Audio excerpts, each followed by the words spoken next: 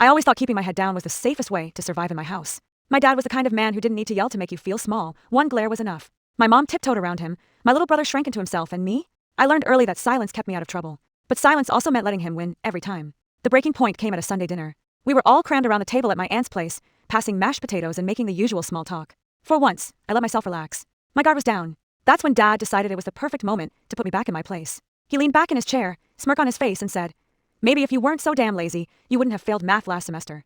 Guess brains don't run in the family after all." The table went quiet. My cheeks burned. I heard my cousin's fork clink against her plate. Something snapped. "Maybe if you were actually home instead of at the bar every night, I wouldn't have had to teach myself." The words flew out of my mouth before I could stop them. The room froze. My dad's smile vanished. His jaw tightened. For a second, I thought he might actually get up and walk out, or worse. Instead, he laughed, but it was the kind of laugh that made my stomach drop. "So now you're blaming me for your failures?" I didn't back down. My hands were shaking under the table, but my voice didn't crack. "I'm not failing because of me. I'm failing because I don't have a father who gives a damn." You could have heard a pin drop. My aunt stared at her plate. My mom reached for my dad's arm like she was trying to hold him back, but he pulled away. My little brother's eyes were wide, almost hopeful, like he'd been waiting for someone to say it out loud. Then came the boiling point. Dad slammed his fist on the table, so hard the glasses rattled. "Watch your mouth," he growled. And for the first time in my life, I didn't. "No," I shot back. "I'm done watching my mouth while you tear me down in front of everyone. You think being a bully makes you strong.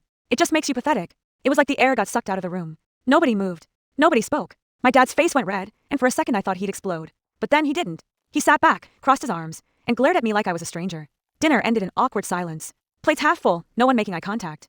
On the drive home, Mom whispered, "I'm proud of you. I never had the courage to say what you did." That broke me in a different way, because she deserved to have been protected too. The days after were weird. Dad didn't apologize. He never will, but he avoided me. The insults stopped. The constant digs, the humiliations at family gatherings, they just ended. He acted like if he ignored me, he wouldn't have to face what I said. My little brother started standing up for himself too. The first time Dad barked at him, he quietly said, "That's not fair." It was small, but it was huge. It meant he saw me survive, and maybe he realized he could survive too. That was the twist I didn't see coming. It wasn't about winning an argument with my dad. It was about showing my brother, and myself, that the spell could be broken. He didn't change. He probably never will. But I did. I stopped needing his approval. I stopped letting his words dictate who I was. And that night, when I looked him dead in the eye and refused to back down, I finally realized something. I wasn't his punching bag anymore. That was enough.